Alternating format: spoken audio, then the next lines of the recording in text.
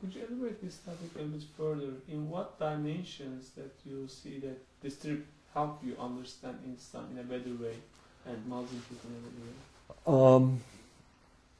better way? If you just look at the externals,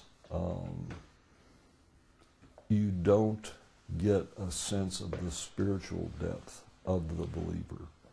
And that's what I got a sense of in talking to people, particularly some of the our guides on the trip, with whom I had several very long private discussions when we were traveling on the bus. And it was clear to me that they had very rich spiritual lives and a commitment to Islam that you actually don't find too often amongst Christians. These were individuals that not only, said they were Muslims, but they lived their religion. It wasn't just a bunch of words to them.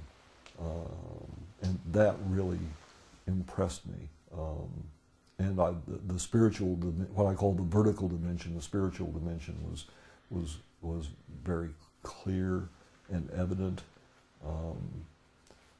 And the seriousness, but that some of the guides had about their religion, but always they still had a sense of humor about things. It didn't make them in any way unusual or anything like that. And that to me was very striking. Like I say, you rarely see that in amongst your average Christian, that sort of depth of commitment. So that was very refreshing to me to see that. What was your first reaction when you first heard the call to prayer in Turkey?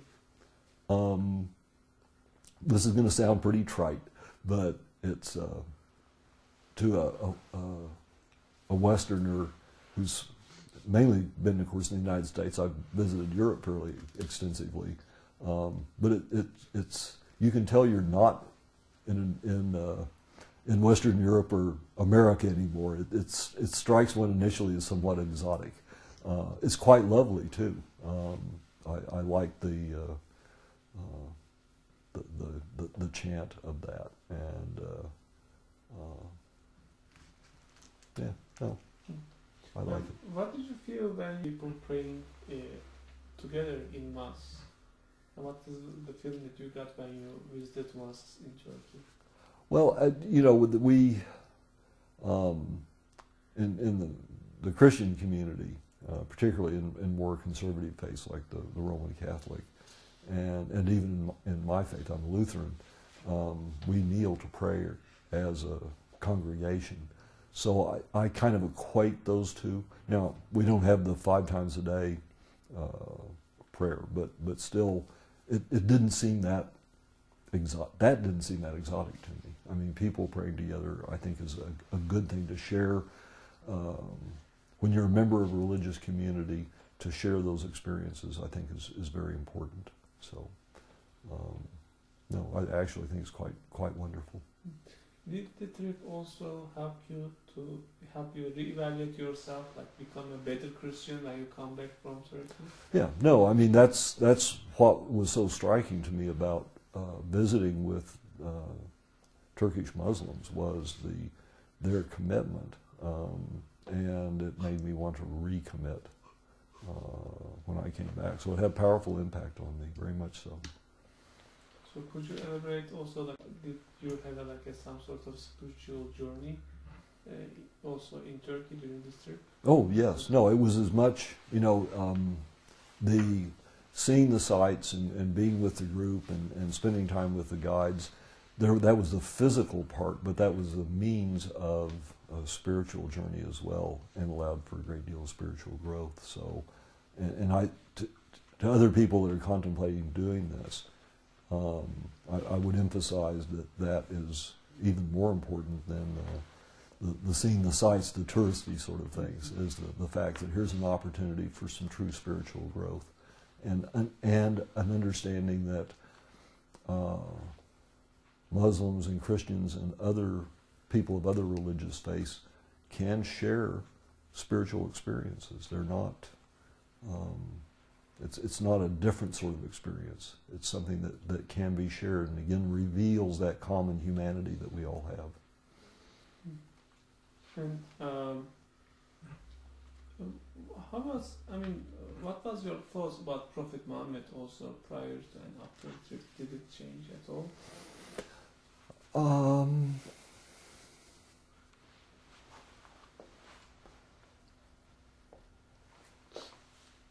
I actually don't think it did.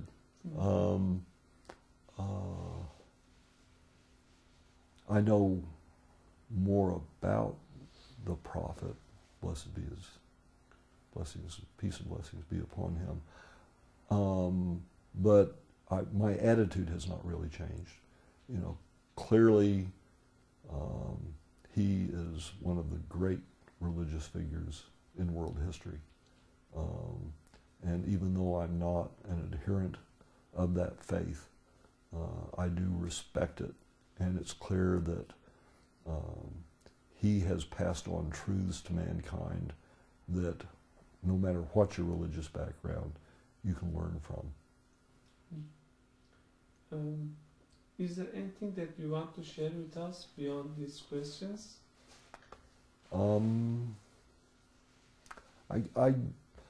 Part of it is I would like to send on the message of Mr. Gulen, and that is peace, dialogue, tolerance. And I think sometimes we don't talk about it enough, although he does, the importance of love for all people. And that these are important values that we should all grasp. And instead of being divided, that we need to come together and ignore the message of those who want to divide us. There's too many in the world out there. There need to be more voices for unity.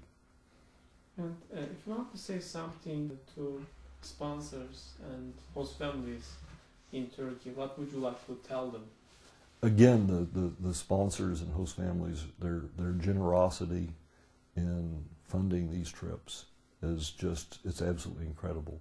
And it would not be possible without them. So they have my heartfelt thanks for their generosity and for the work that they are doing for the movement and for world peace.